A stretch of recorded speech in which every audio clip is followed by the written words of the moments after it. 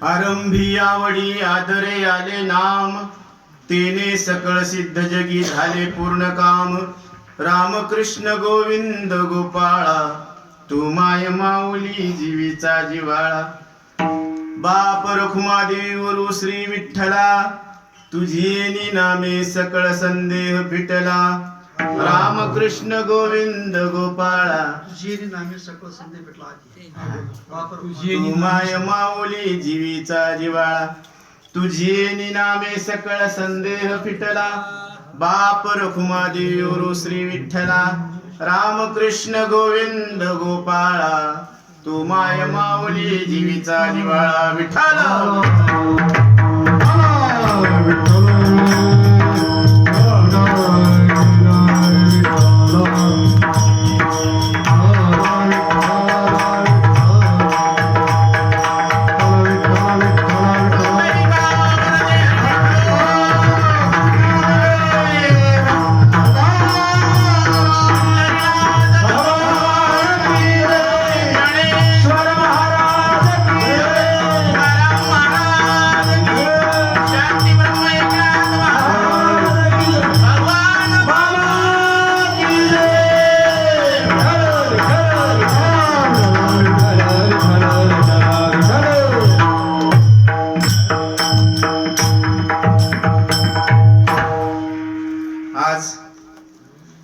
या पवित्र तीर्थ क्षेत्र श्री संत भगवान बाबा मंदिर पांगरा डोळे या ठिकाणी ब्रह्मीभूत श्री संत भगवान बाबा गडकर यांच्या 61व्या पुण्यतिथी निमित्त वर्ष 30वे अखंड हरिनाम चिंतन सप्ताह इथं रामायणाचं सुद्धा नियोजन केलेलं आहे. आणि इथं बरेच दिग्गज गुणीजन वादक गायक संस्था चालक उपस्थित आहेत आणि अखंड हरिनामाचं चिंतन चालू आहे. या चिंतनाच्या ओघामध्ये ही कीर्तन रूपी सेवा आलेली आहे. तर आपण जगद्गुरु तुकोबराय शांतीब्रह्म एकनाथ महाराज या संतांच्या वाणीचं थोडंसं चिंतन करू. त्याच्यामध्ये या संपूर्ण जगाची आई असलेली माऊली जिला आपण म्हणतो ज्ञानोबराय यांच्या हा 3 चरणाचा सेवेसाठी घेतलेला अभंग आहे. आणि हा अभंग नामपर आहे. कारण कुठलीही सुरुवात करत असताना आरंभी आवडी, आरंभी म्हणजे सुरुवातीला, आवडी म्हणजे आवडीनं, आणि आवड असून जमत नाही, तिथं आदर सुद्धा असावा लागतो. आरंभी आवडी आदरे आले नाम. आणि यानं काय झालं, तेने सकळ सिद्ध जगी झाले पूर्ण काम.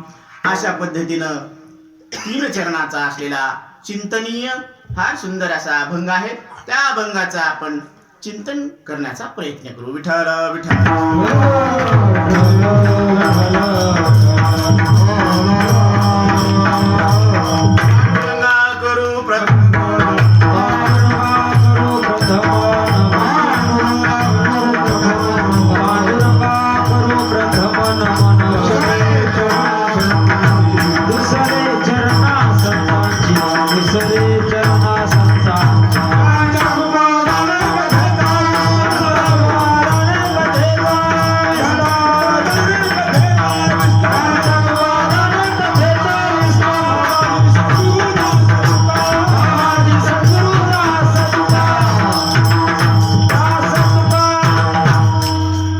तुची गणेशु सकलार्थमती प्रकाशु मणे निवृत्ती दासु अवधारी जोजी आता अभिनव वाग्विलासिनी जे चातुर्यार्थ कला कामिनी ते श्री शारदा विश्वमोहिनी नमस्कारिणी मिया आता हृदय हे आपुले चौफाळुनिया भले वरी बैसव पावले श्री गुरूंची मनोजवं मारुततुल्य वेगं जितेंद्रियं बुद्धिमतां वरिष्ठं वातात्मजं वानरयूध मुख्यं श्रीरामदूतं शरणं प्रपद्ये विठ्ठल.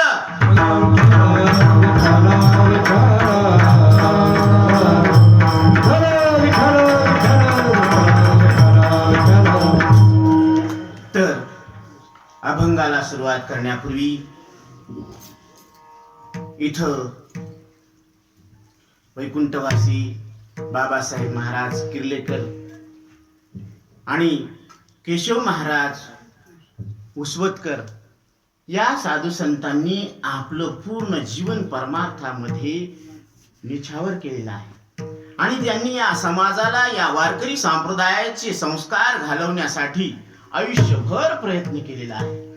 त्यांनी बऱ्याच कीर्तन प्रवचनाच्या माध्यमातून संस्कार समाज घडवला आणि म्हणून आज आपल्या सोबत आपल्या समोर हे वारकरी संप्रदायाचे जे संस्कार आहे ही जी पिढी आहे ती आज टिकलेली पाहायला मिळते. म्हणून साधू संतांचं कामच आहे की जगावर उपकार करणं, कारण जीव आलेला आहे या संसारामध्ये तो कर्माच्या बंधनात अडकून आलेला आहे आणि संत या जगामध्ये आलेले आहेत तर जगाचं हित दाखवण्यासाठी आलेले आहेत. शोधून आले संत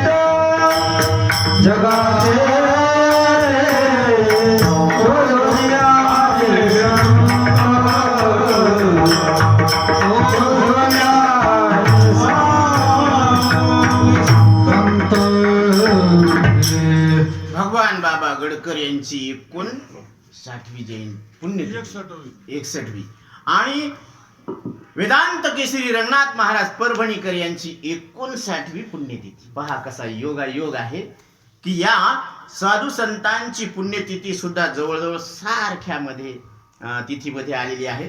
कारण इथं आम्ही हस्तामलक प्रवचनाचं समापन केलं, काला केला आणि इथं आरंभी ही सेवा करण्याचं भाग्य आम्हाला प्राप्त झालेलं आहे. कारण भगवान बाबा गडकर ही एक महान विभूती आहे. साधू संत तितक्या विभूती, प्रकृती तितक्या विकृती, विभूती, आकृती, कृती आणि विभूती ह्याच्यामध्ये फरक आहे बरं का. जीवानं केलेली कृती चुकीची असते. संतांची विभूती जगाचा उद्धार करणारी असते आणि साधू संतांची देवाची नुसती आकृतीच असली तरी जीवाचा उद्धार करत असते. विठ्ठल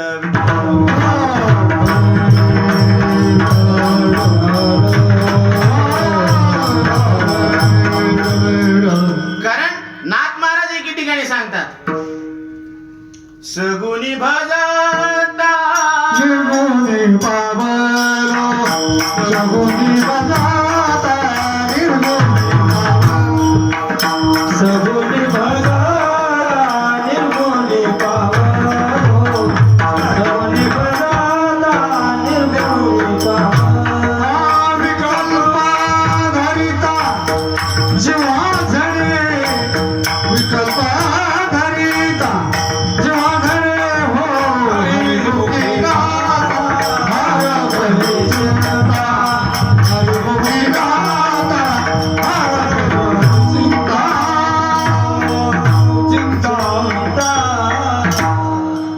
सगुण देवाचं भजन केल्याशिवाय निर्गुणत्वाची प्राप्ती होत नाही. कारण तुम्ही पैसा पाहता, पैशामध्ये दोन बाजू असतात नाण्याच्या. एक चित असतं आणि एक पट असतं. तर चिताशिवाय पट नसतं आणि पटाशिवाय चित नसतं. पण धातूमध्ये दोन्हीचा पत्ता नसतो. क्या बात. धातूमध्ये दोन्हीचा पत्ता नसतो. पैसा कशाचा असतो? धातूचा. तुमच्याकडे कसं आहे? पैसा कशाचा आहे? बोला हो. जवन विन पोपट बोलायला पाहिजे. कारण साधू संतांच्या संगतीत राहून आपण बोलके तरी व्हायला पाहिजे. निदान का मुख्याला मुखेच. वा रे वा. मुका झालो वाचा मुका झालो वाचा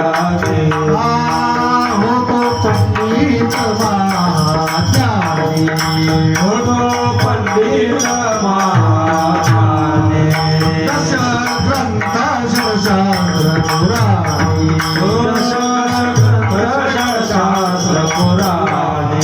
चारी वेद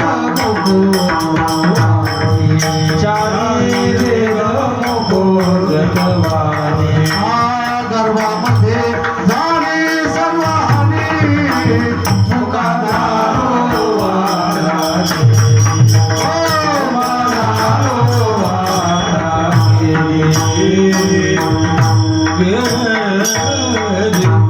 गर्वामध्ये झाली सर्व हानी. आणि गर्वाचं घर कसं असतं? खालीच असतं. म्हणून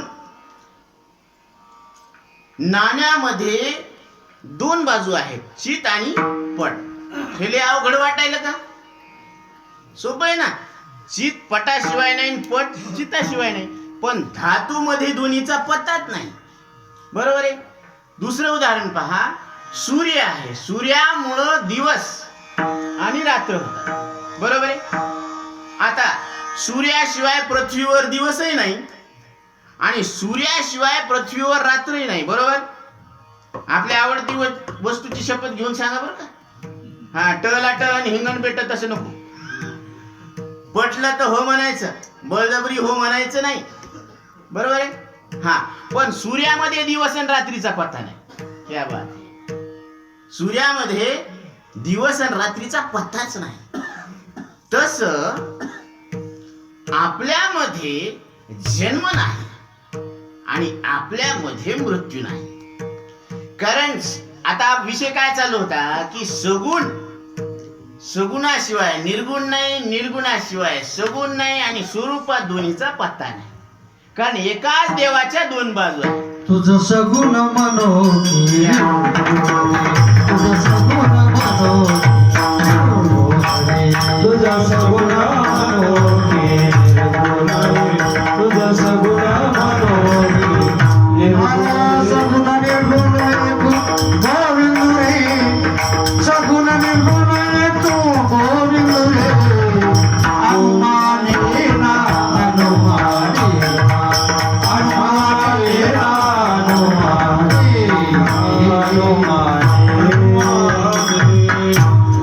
कारण आत्मा वाणीचा विषय नाही. म्हणून भगवान गीतेमध्ये सांगतात की हा आत्मा सूर्यानं दाखवल्या जात नाही, अग्नीनं प्रकाशित होत नाही. म्हणून न तद्भासयते सूर्यो न शशांको न पावकः यद्गत्वार निवर्तन्ते तद्धाम परमं मम. अर्जुना, ते आत्मस्वरूप, ते निजधाम, जे माझं धाम आहे, ते धाम न सूर्यानं प्रकाशित होत नाही, अग्नीनं प्रकाशित होत नाही, चंद्रानं प्रकाशित होत नाही, दिव्यानं प्रकाशित होत नाही. तर ते कसं आहे? ज्योतिश्चाम पिता ज्योतिष तमसा परमुच्यते. मी ज्योतीची निज ज्योती आहे. ज्ञानदेव मान ज्योतीची ज्योती ज्ञानदेव मान ज्योतीची ज्योती ज्योतीची ज्योती ज्ञानदेव मान ज्योतीची ज्योती मूर्ती विचारली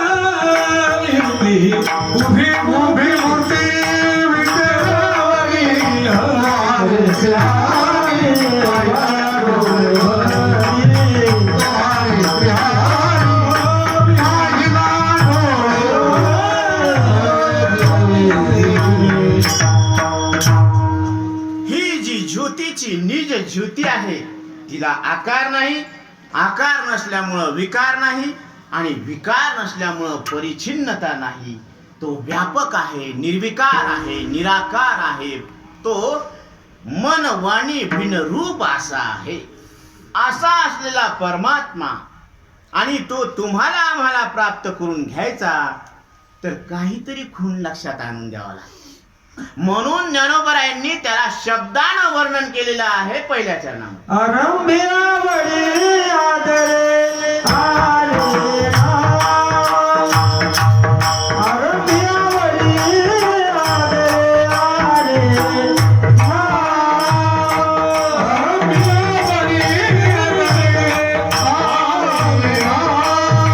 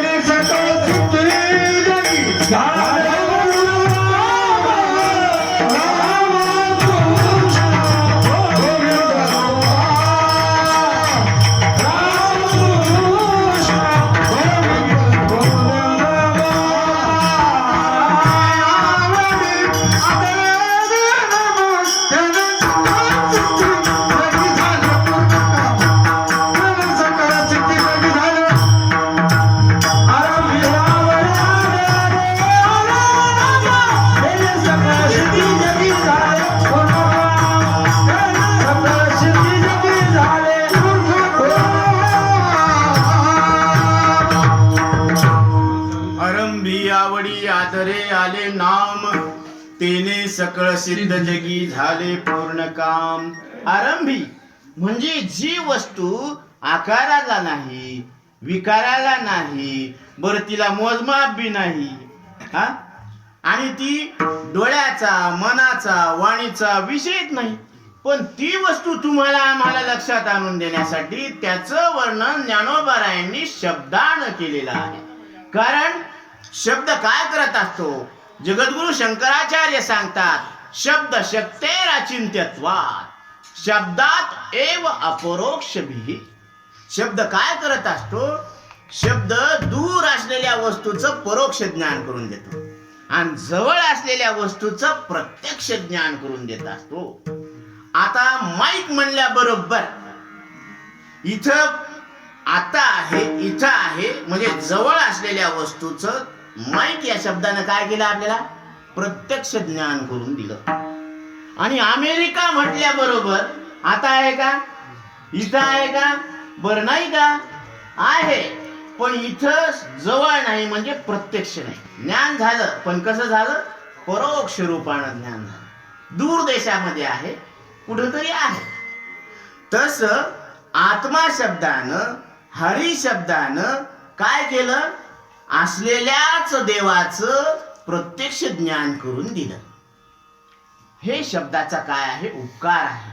म्हणून वॉटर शब्द उच्चारला तर ज्यांना इंग्रजी येत नाही ना त्याला काहीच कळालं नसेल, पण पाणी म्हटल्याबरोबर सगळ्याच्या लक्षात आलं. शब्द आला कानानं ऐकू आणि त्याचा अर्थ अंतःकरणात कळाला की पाणी पिण्याची वस्तू आहे.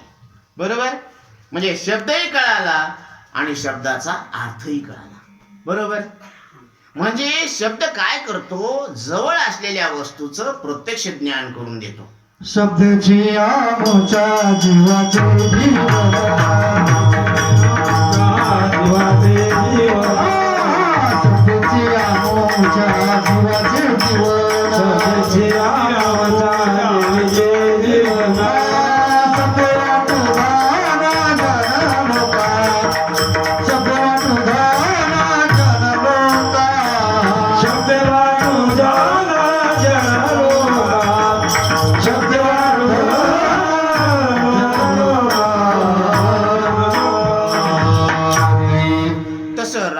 राम कृष्ण गोविंद गोपाल हे सुद्धा काय आहे? शब्दच आहे. आणि या शब्दामध्ये बाकीच्या शब्दात काय फरक आहे? कारण हे शब्द निर्विकार निराकार अपरिच्छिन्न असलेल्या त्या देवाला संबोधून केलेले आहे. आणि बाकीचे शब्द शब्दच आहेत, परंतु त्याचे अर्थ इथं लागू होत नाहीत. म्हणून त्या निर्विकार निराकार देवाला, जे तुमचं आमचं सगळ्यांचं एक स्वरूप आहे, त्याची ओळख व्हावी आणि तो आपल्याला आपलासा व्हावा, याच्यासाठी या शब्दांची काय केलेली आहे? तिथं नेमणूक केलेली आहे. आणि त्या नेमक्या शब्दानं तो नेमका परमात्मा लक्षात येत असतो. जसं गुळ म्हटल्याबरोबर दुसरा अर्थ येतो का? गोड असलेली वस्तू ध्यानात येते, बरोबर. गुलाबाचं फूल म्हटल्याबरोबर गुलाबाचं फुलच येतं का बेसरम येतं? गुलाबाचंच फुल येतं ना. तसं परमात्मा म्हटल्याबरोबर काय यायला पाहिजे? जी वस्तू जन्मत नाही, जी वस्तू मरत नाही, जी वस्तू एक आहे आणि जी वस्तू बदलत नाही, बरोबर आहे ना. हे त्या परमात्म्याचं लक्षण आहे ना. आणि हे जर लक्षण तुमच्या आमच्यामध्ये जुळले तर आपण लक्षणाचे देव का केलेले देव? हे जर लक्षण बसले आपल्यात तर आपण लक्षणानं देव. मग थोडस तपासून पाहू की आपण लक्षणानं देव आहोत का मानलेले देव आहोत का केलेले देव आहोत. विठ्ठल विठ्ठल.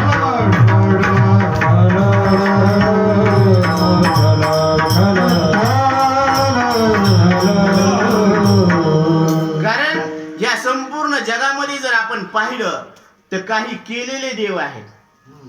दगडाचा देव त्याला वडरा, शेंदरी हेंदरी दैवते, शेंदरी हेंदरी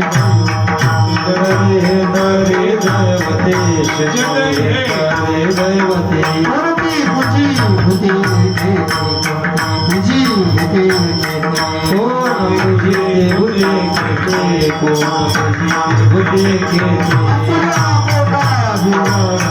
आपल्या पोटा गिरते, आपल्या पोटा गिरते, आपल्या पोटा गिरते. मागती शिके अवदान, शिके मागती अवदान, शिके मागती अवदान, शिके मागती अवदान. आपल्या इच्छे अधिकारी, आपल्या इच्छे, आपल्या इच्छे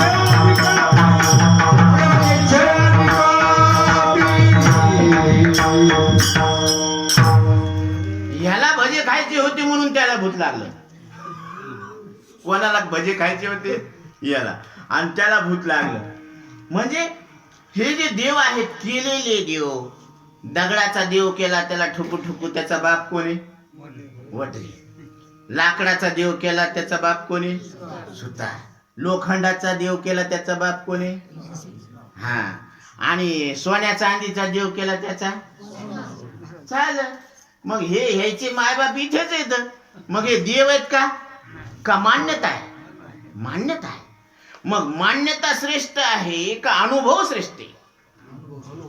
अनुभव श्रेष्ठ आहे. आणि अनुभव काय सांगतो की अनुभव असा आहे, जेने कहले तू देव ते चैतन्य तू स्वयमेव. सद्गुरु काय सांगतात?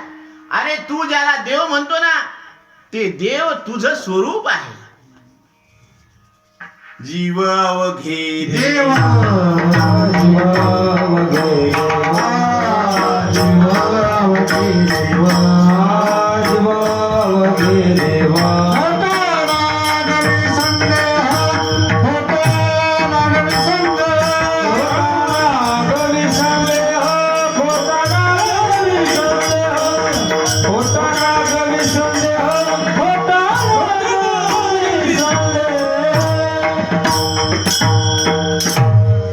जीवावघे देव खोटा नागवी संदेह. कुठलीही ज्योत पहा ती कोणाची आहे?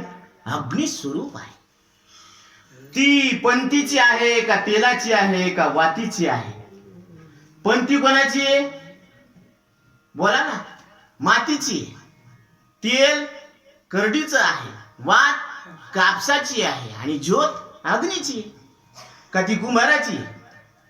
नाही ना. ज्योत अग्नीची आहे. म्हणून दिवाळीला जे दिवे लावलेले आहेत ना, तर सगळ्या ज्योती कोणाच्या आहेत? अग्नीच्या आहेत. आणि सगळ्या ज्योती एक अग्नी आहे, बरोबर. तसं हा आता इथं जो जीव आहे, कशाला म्हणायचं जीव? ज्याला कळतं त्याला जीव म्हणायचं. गुरुवर्य बापूराव महाराज परतूरकर नेहमी आपल्या चिंतनातून सांगत असतात. बाबा महाराज किर्लेकर सुद्धा सांगायचे.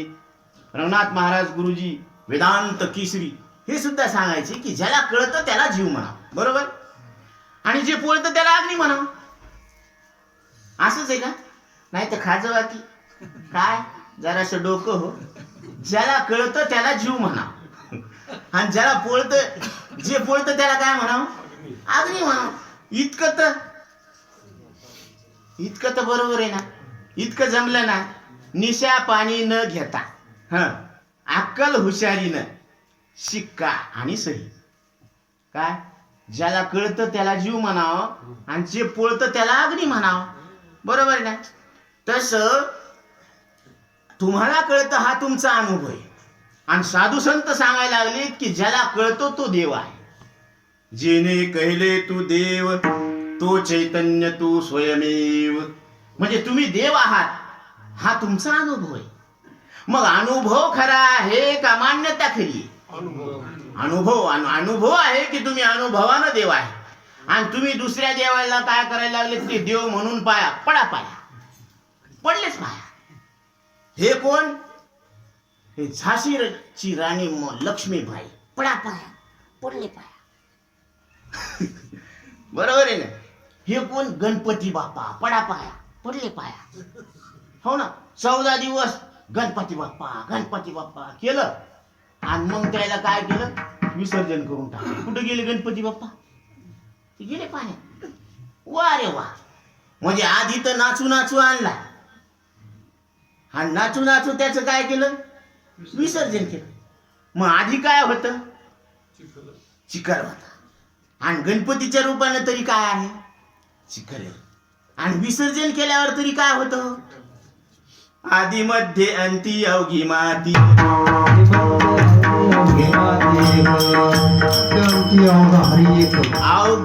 अवघी म्हणजे आधी मध्ये अंती अवघी माती, आणि एकची अनेक एक गणपती. गणपती नव्हताच. गणपतीची काय केलेली आहे? कल्पना केलेली आहे. तसं आता ज्या काही मूर्त्या दिसायला लागल्यात ना मानवाच्या, ते सगळे हरी येतात. अशी ही साधू संतांची दृष्टी बरं का, नाथ महाराजाची. आणि ह्या मूर्त्या नष्ट झाल्यानंतर सुद्धा काय राहणार? हरीच राहणार. आणि ह्या मूर्त्याच्या आधी कोण होता? आधी मध्यांती अवघारी